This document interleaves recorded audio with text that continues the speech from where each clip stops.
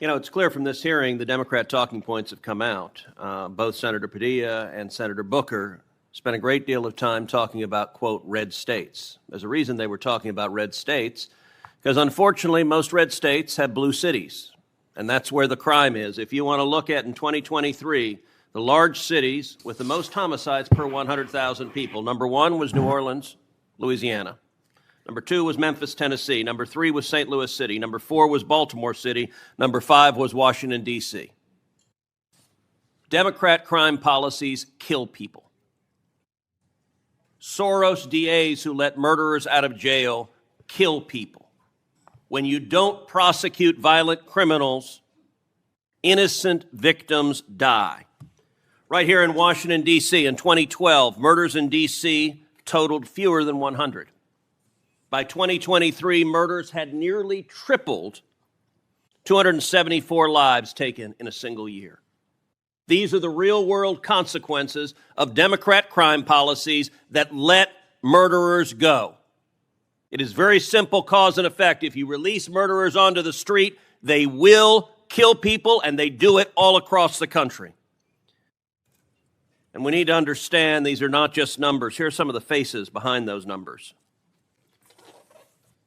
Edward Korestein, 19, brutally assaulted during a carjacking attempt in D.C.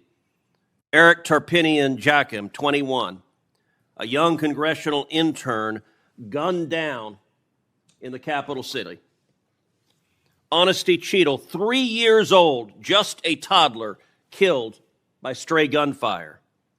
Sarah Lynn Milgram, 26, and Yaron Lachinsky, 30, Israeli embassy staffers newly in love on the verge of engagement, brutally murdered. Mike Gill, 56, a husband, father of 3. Former Trump administration official shot in cold blood during a D.C. carjacking rampage. These aren't just names. These are sons and daughters, husbands and wives, parents and grandchildren. Mrs. Cook, thank you for being here. Thank you for sharing the unbelievable pain and loss that you have endured through the loss of your grandson. I'm sorry that happened. Your grandson should have been protected. The city should have protected your grandson. He should still be alive. And tragically, this pattern keeps on happening. Now, Senator Booker also said we should have bipartisan agreement. I think that's a great idea. We should have bipartisan agreement. How about we all come together and say, let's stop murders? How about we all come together and say, let's stop rape? How about we all come together and say, let's stop attacking pedophiles? I want you to look at what happened when the National Guard went to D.C. Robbery fell by 57%. Homicide fell by 58%. Sex abuse fell by 40%. Those are real results. And Detective Pemberton, if you would tell this committee what was the effect of the 2022 Comprehensive Policing and Justice Reform Law, and what would the benefit be for the people of D.C. if Congress passes my Clean D.C. Act? Thank you, Senator Cruz, and thank you for introducing the Clean D.C. Act, which repeals the Comprehensive Policing and Justice Reform Act. It is unquestionably one of the worst pieces of legislation, public safety legislation I've ever seen, and it has completely dismantled and destroyed the Metropolitan Police Department to the tune of more than 800 police officers short.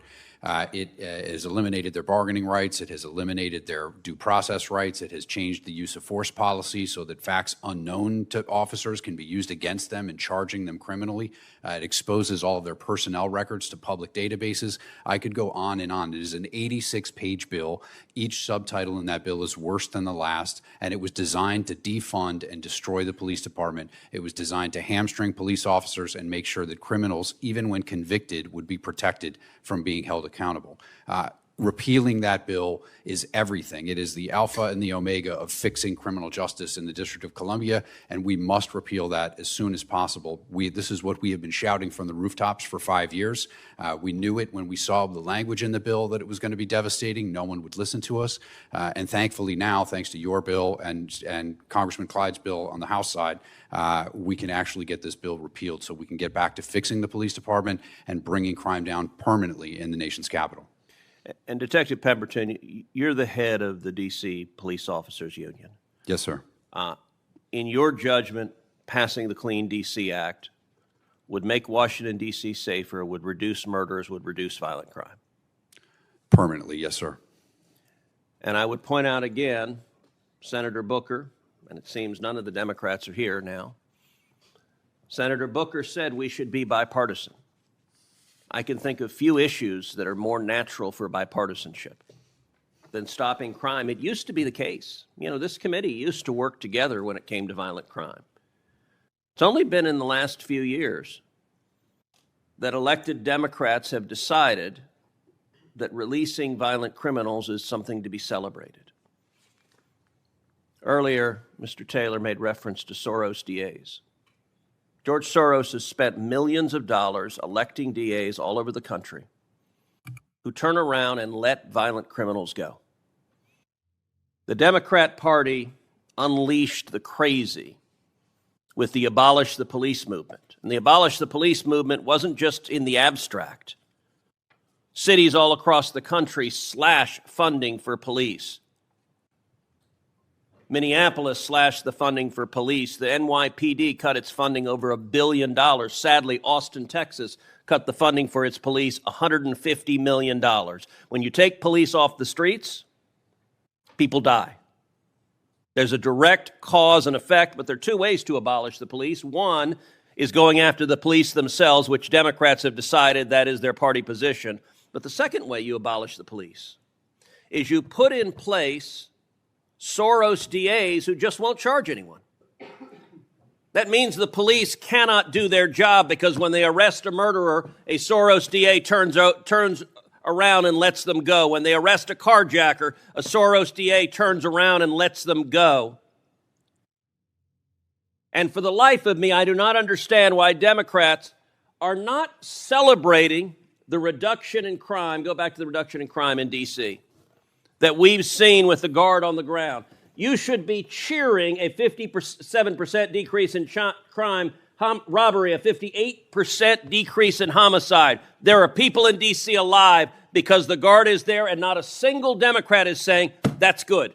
Not a single Democrat is saying, we're glad those people are alive. Instead, they're saying, take them off the street and let the murderers run free. Senator, that's not serving anybody. Senator Hawley,